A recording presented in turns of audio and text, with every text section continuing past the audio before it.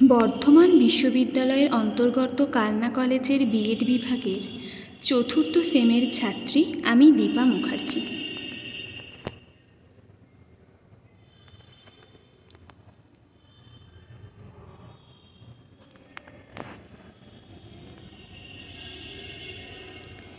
EPC3 কোর্সের content ভিডিওটি তৈরি করবার জন্য আমি বিষয় হিসেবে নির্বাচন করেছি অষ্টম শ্রেণীর বাংলা ভাষাচর্চা বইটির ধ্বনি পরিবর্তন এককের ধ্বনি লোপ অংশটি। আজকের পাঠ ধ্বনি লোপ।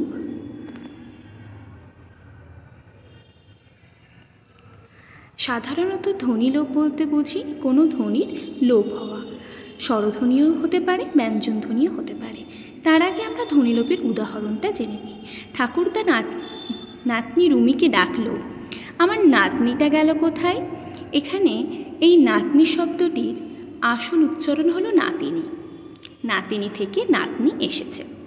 নাতিনি শব্দে তয়ের আগে যে হস্যইকার স্বরধ্বনি সেটি কিন্তু নাতনি শব্দে আর নেই, তাই এটি ধ্বনি লোপের উদাহরণ। সংজ্ঞা: দ্রুত উচ্চারণের জন্য অনেক সময় শব্দের অন্তর্গত স্বর বা ব্যঞ্জনধ্বনি লোপ পায়।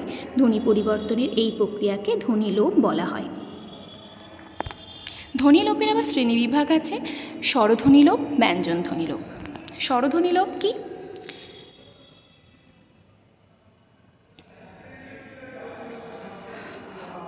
স্বরধ্বনি লোপ হলো শব্দের মধ্যে থাকা স্বরধ্বনি লোপ পাবে। উদাহরণ: কাঁচাকলা থেকে কাঁচকলা। কাঁচাকলা শব্দে জয়ের পর যে আকার আছে সেটা কাঁচকলা শব্দে আর থাকছে না, তাই এটি স্বরধ্বনি লোপের উদাহরণ। ব্যঞ্জনধ্বনি লোপ: শব্দের মধ্যে থাকা ব্যঞ্জনধ্বনি লোপ পাবে। উদাহরণ: স্থান থেকে থান। এবার আমরা স্বরধ্বনি লোপের কিছু শ্রেণীবিভাগ দেখে নেব। প্রথমত হলো আদি স্বরলোপ।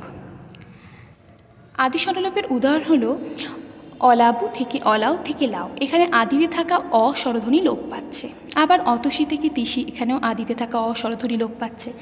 তাই এই দুটি হলো আদি স্বরলোপের উদাহরণ। সংজ্ঞা: শব্দের আদিতে স্বরধ্বনি লোপ হলে তাকে আদি স্বরলোপ বলে। আদি স্বরলোপ সম্বন্ধে আমরা জানলাম, এবার মধ্য স্বরলোপ সম্বন্ধে জানব।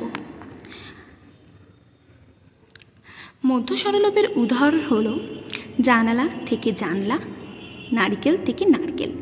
জানালা শব্দে দন্তে নয়ের পর যে আকার আছে সেটি মধ্যবর্তী স্থানে অবস্থান করছে, কিন্তু জানলা শব্দে সেটি আর থাকছে না, তাই এটি মধ্য স্বরলোপের উদাহরণ। একইভাবে নারিকেল শব্দেও রয়ের আগে যে হস্যইকার আছে সেটা মধ্যবর্তী স্থানে অবস্থান করছে, কিন্তু নারকেল শব্দে সেটি আর থাকছে না, তাই এটিও মধ্য স্বরলোপের উদাহরণ। শব্দের মধ্যে থাকা স্বরধ্বনি লোপ পেলে তাকে মধ্য স্বরলোপ বলে।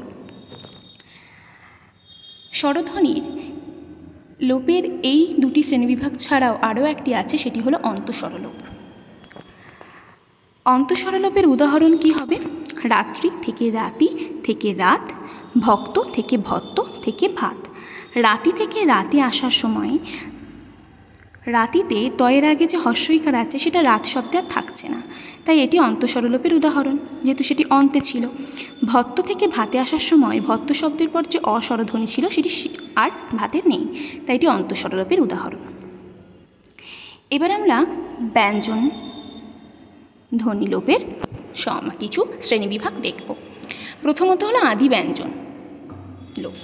উদাহরণ: রুই থেকে উই। আদিতে থাকা শব্দের আদিতে থাকা ব্যঞ্জনধ্বনি লোপ পেলে তাকে আদি ব্যঞ্জন লোপ বলে। যেমন রুই থেকে উই, এখানে র ব্যঞ্জনধ্বনি, কিন্তু উই শব্দে সেটি আর থাকছে না, তাই এটি আদি ব্যঞ্জন লোপের উদাহরণ। এবার আমরা জানব মধ্য ব্যঞ্জন লোপ।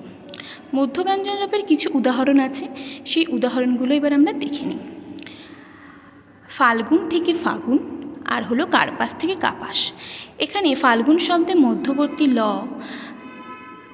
ফাগুন শব্দে আর থাকছে না, তাই এটি মধ্য ব্যঞ্জন লোপের উদাহরণ। একইভাবে কার্পাস শব্দ থেকে কাপাস, শব্দের মধ্যে থাকা ব্যঞ্জনধ্বনি লোপ পেলে তাকে মধ্য ব্যঞ্জন লোপ বলে। এবার আমরা দেখব অন্তঃব্যঞ্জন লোপ। অন্তঃব্যঞ্জন লোপের উদাহরণ আমরা প্রায়শই ব্যবহার করি। বরদাদা থেকে বরদা, ছোদ্দাদা থেকে ছোদ্দা।